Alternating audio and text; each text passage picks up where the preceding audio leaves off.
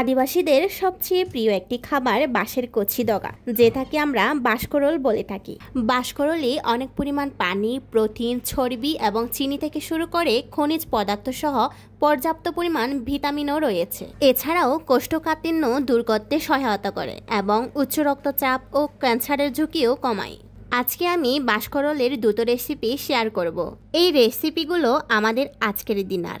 সবচেয়ে আকর্ষণীয় রেসিপিটি হবে শূকরের মাংসের সাথে বাঁশকরল রেসিপি। প্রথমে আমি বাঁশকরলের শক্ত আবরণগুলো ফেলে দিচ্ছি। তারপর কুচি এই ডগাগুলো ভালোভাবে ধুয়ে পরিমাণ মতো পানি দিয়ে সিদ্ধ করে নিব। সিদ্ধতে বসানোর পর ততক্ষণে শূকরের মাংসটাকে পরিষ্কারভাবে ধুয়ে নিলাম এবং পেঁয়াজ, রসুন, আদা, মরিচ, মশলাগুলো পরিমাণ মতো বেটে নিলাম।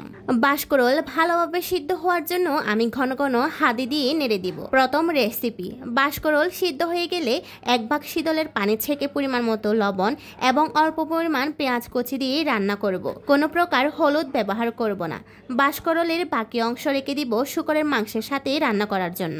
দ্বিতীয় রেসিপি, এরপর পর্যাপ্ত পরিমাণ সরিষার তেল কড়াইয়ে গরম করে নিলাম। তেল গরম করা শেষ হলে সেখানে দিয়ে দিব আগে থেকে বেটে রাখা পেঁয়াজ কুচি, আদা, রসুন, জিরার গুঁড়া, এলাচ, দালচিনি, 2-3টা লবঙ্গ এবং মরিচ বাটা, পরিমাণ মতো লবণ, পরিমাণ মতো হলুদ। তারপর সামান্য পরিমাণ পানি দিয়ে ভালোভাবে কয়েক মিনিট কষিয়ে নেব। কষানোর পর ধুয়ে রাখা শূকরের মাংসটা দিয়ে দিব।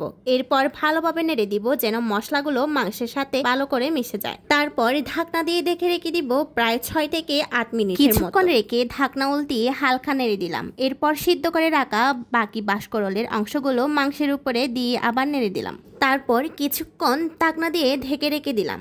এরপর পরিমাণ মতো পানি দেওয়ার পর আবার ঢাকনা দিয়ে ঢেকে রেখে দিলাম। রান্না করা শেষ হয়ে আসলে আমি সাবারাং পাতাগুলো দিয়ে দিই, যাতে মাংসের স্বাদটা অসাধারণ হয়। এই পাতাগুলো আমাদের আদিবাসীদের অর্গানিকভাবে চাষ করা এক ধরনের ধনিয়া পাতার মতো। এই তো রান্না করা শেষ। তারপর ফ্রেশ মুডে রাতের খাবার খেলাম। এতক্ষণে সঙ্গে থাকার জন্য সবাইকে অসংখ্য ধন্যবাদ। আজকের ভিডিওটা এই পর্যন্ত। সবাই সুস্থ থাকুন, ভালো থাকুন। Tata, bye bye.